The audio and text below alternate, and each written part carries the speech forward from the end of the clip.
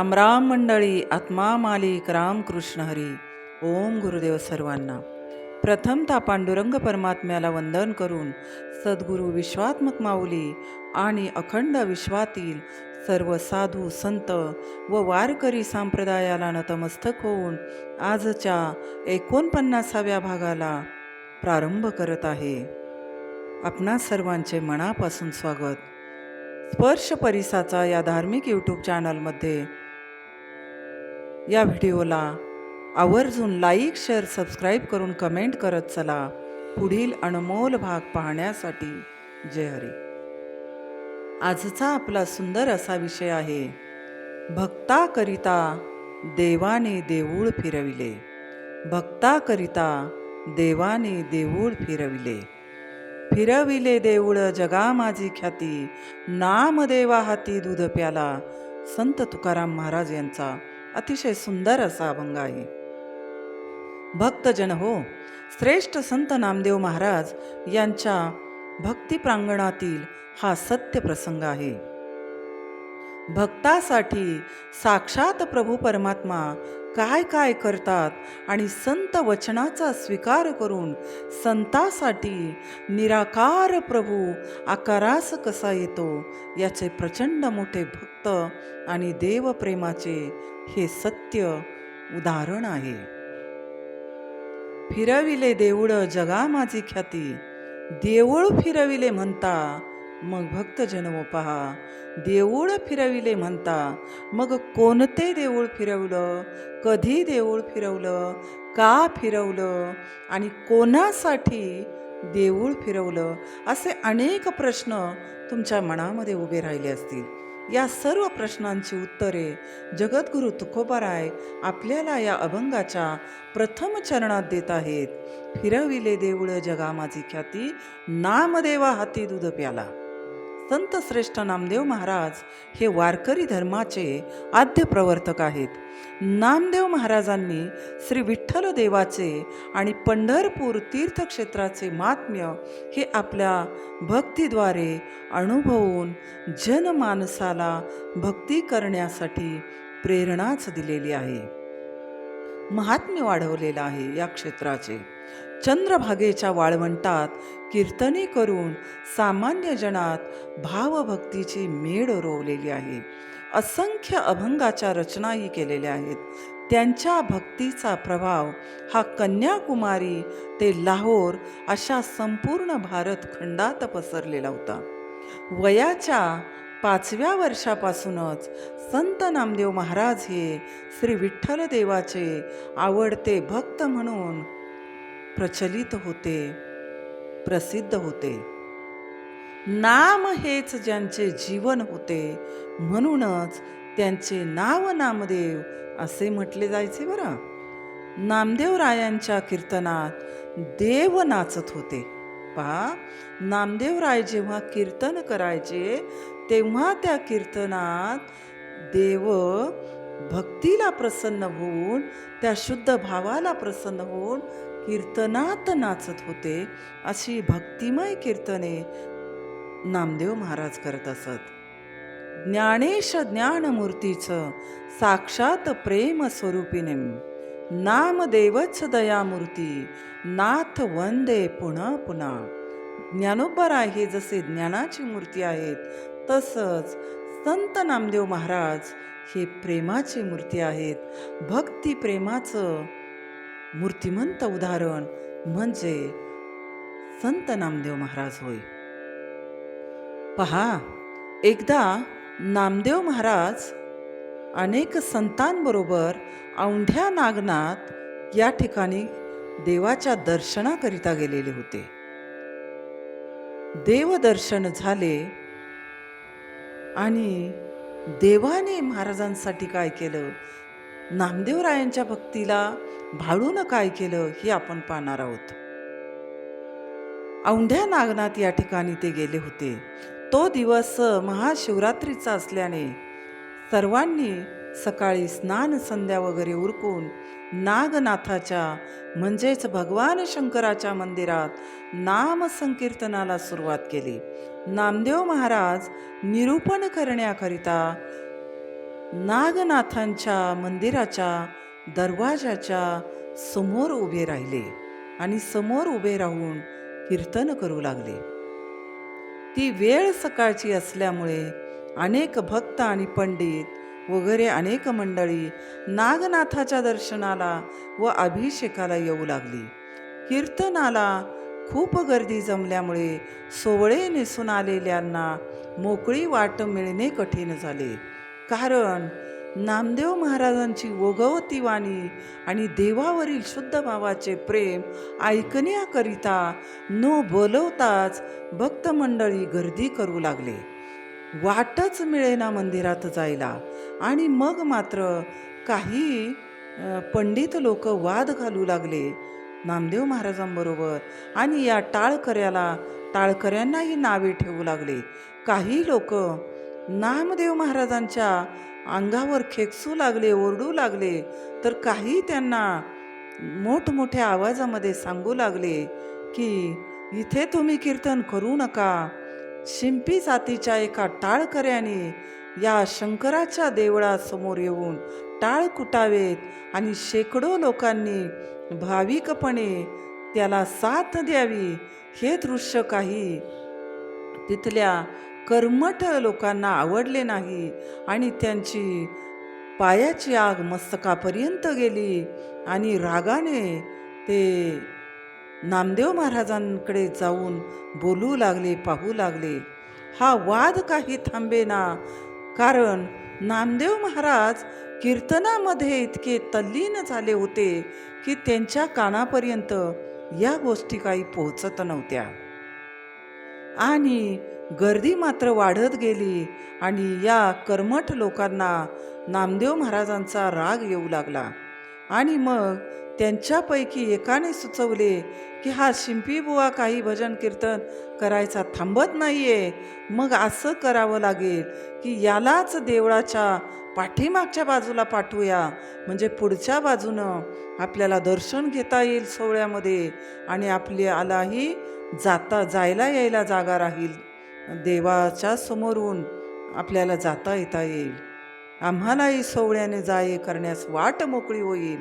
आणि हे मात्र नामदेव महाराजांपर्यंत त्यांनी पोचवलं.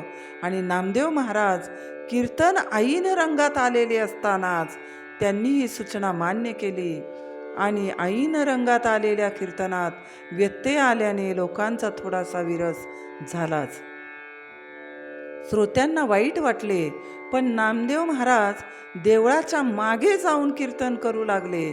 तसतसे श्रोतेही त्या ठिकाणी पुन्हा जमा होऊ लागले आणि पुन्हा एकदा कीर्तनात तितकासा रंग भरू लागला.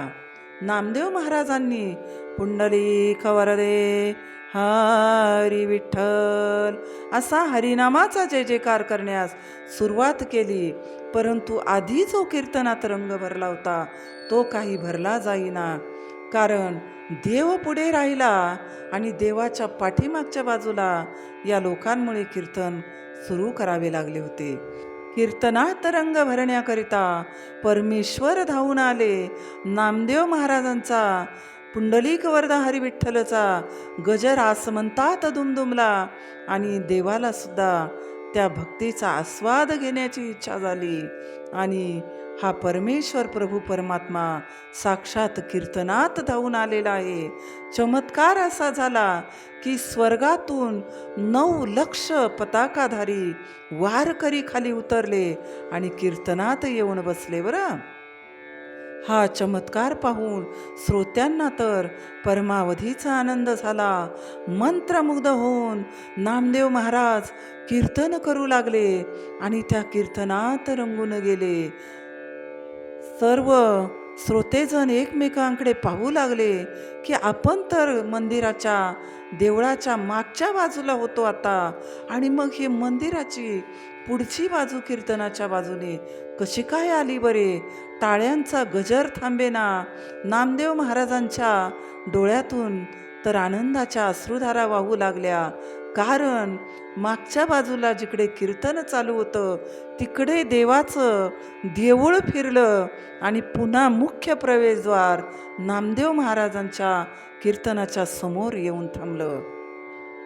पण नामदेव महाराजांच्या मनाला एक गोष्ट मात्र खटकत होती की सर्व काही व्यवस्थित आहे, परंतु भगवान शंकराचा आर्तस्वराने धावा करूनही देव काही कीर्तनाला येईना आणि नागनाथांचे ध्यान करून त्यांच्या रूपावर लक्ष एकाग्र करून आणि कळवळून भगवान शंकराचा धावा नामदेवरायांनी सुरू केला. आणि भगवान शंकर दूर थोडेच होते, नामदेवांचे भाग्य थोर. नागनाथांनी नंदीस मागे टाकून देवळाचे तोंडच फिरवलेले होते आणि कीर्तन चालू झाले. आणि भगवान शंकर सुद्धा या कीर्तनाचा आस्वाद घेऊ लागले, कीर्तन श्रवण करू लागले. म्हणून म्हटलं गेलेलं आहे, फिरविले देऊळ जगा माझी ख्याती, नामदेवा हाती दूध प्याला. अहो, आपल्या हातून देव काय खातोय का हो? आपली भक्ती काय आहे? नामदेवरायांची भक्ती काय आहे की वयाच्या 5व्या वर्षी, नामदेवरायांच्या वयाच्या 5व्या वर्षी नामदेवरायांच्या हातून भगवान श्री विठ्ठल दूध प्यालेले आहेत, नैवेद्य घेतलेला आहे. कीर्तनाला रंग भरला आणि नामदेवरायांचं अंतकरण आनंदाने फुलून आलं. श्रोत्यांच्या टाळ्यांचा कडकडाट झाला आणि फिरविले देऊळ जगा माझी ख्याती. खरोखरच संपूर्ण जगाला आजही हे देऊळ जिथे फिरवलेलं आहे, उलट्या बाजूला फिरलेलं आहे, ते आजही तसेच आहे आणि तिथेच आहे. मग कीर्तनाचा महिमा काय आहे? संतांनी गायलेल्या देवाच्या नामाचा महिमा काय आहे? यावरून आपल्या लक्षात येईल की आधी कीर्तन देवासमोर चालू होतं, नंतर कीर्तन मंदिराच्या मागच्या बाजूला चालू झालं आणि नामदेवरायांसाठी भगवान शंकरानं देवळाचं मुख्य प्रवेशद्वारच मागील बाजूला फिरवलं आणि कीर्तनाचा आस्वाद घेतला. देवळात पिंडीवर पाणी ओतणाऱ्या ब्राह्मणांना आणि कर्मठांना, काही ब्राह्मण भक्तांना याची दादही नव्हती की आपण काय पाहतोय आणि काय चाललंय. आणि मग हे कर्मठ लोक देवळातून पुन्हा बाहेर पडतात दर्शन घेऊन, तर पाहतात की समोर पुन्हा सन्मुख नामदेव महाराज उभे आहेत. त्यांना आश्चर्याचा धक्का बसला. नामदेवांची उत्कट भक्ती पाहून देवानं देऊळ फिरवलेलं होतं.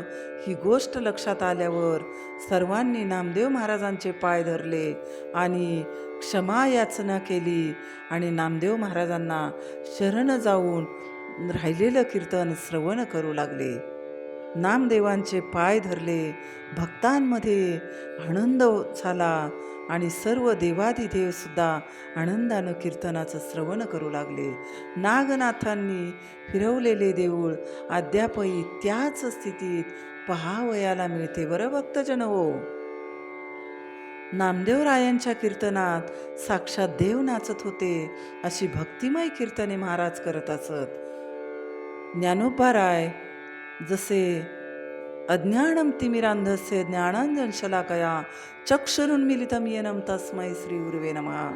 गुरूंना शरण गेल्यानंतर ज्ञानोबारायांनी सुद्धा ज्ञानेश्वरीची रचना केलेली आहे. ज्ञानोबाराय हे साक्षात भगवंताचं रूपडं आहे. तसेच नामदेव महाराजांची प्रेममय भक्ती पाहून देवानं सुद्धा आपलं देऊळ फिरवलेलं आहे आणि जगा माझी चंद्र सूर्य तारे असेपर्यंत ही ख्याती ही आपणास आजही पाहावयाला मिळते आणि ही चिरंतन राहणार आहेत. आजचा सारांश आहे की तुकोबारायांनी या अभंगामध्ये श्रेष्ठ भक्तीला दुजोरा दिलेला आहे. फिरविले देऊळ जगा माझी ख्याती. आपल्या जीवनात भक्तजन हो, इथपर्यंत तर आपण पोहोचणं शक्य नाही, पोहोचू शकतो, परंतु यासाठी आपल्याला ब्रह्ममुहूर्ताचा एक व्हिडिओ आहे स्पर्श परिसाच्या या चॅनलमध्ये, तो नक्की पहा. त्याचा काहीतरी उपयोग आपल्या या जीवनामध्ये होऊ शकतो. आणि अशीच भक्ती करत राहा, संतांवर प्रेम करत राहा, संतांच्या चरणाचे दास व्हा आणि मग वैष्णवा संगती सुख वाटे जीवा. वैष्णवा संगती सुख वाटे जीवा. वैष्णवांच्या संगतीत काय सुख आहे ते अनुभवा. ज्ञानोबारायांना चरण स्पर्श करून आपणास मी आज संतांची श्रेष्ठ भक्ती ऐकण्यासाठी देवानं काय केलं हे सांगितलेलं आहे. म्हणून आपणही नाम संकीर्तनाचा मनोभावे आस्वाद घ्या आणि आपल्या जीवनाचे सार्थक करा. धन्यवाद. स्पर्श परिसाचा या धार्मिक व्हिडिओला लाईक, शेअर, सबस्क्राईब करून व्हिडिओ आपण कोणत्या भागातून ऐकत आहात नक्कीच सांगा. प्रेरणा मिळेल. सर्व सदस्य भक्तांना कोटी कोटी प्रणाम. आत्मा मालिक कृष्णं वंदे जगद्गुरु. जय शिवराय, जय जिजाऊ. राम कृष्ण हरी, राम कृष्ण हरी, राम कृष्ण हरी.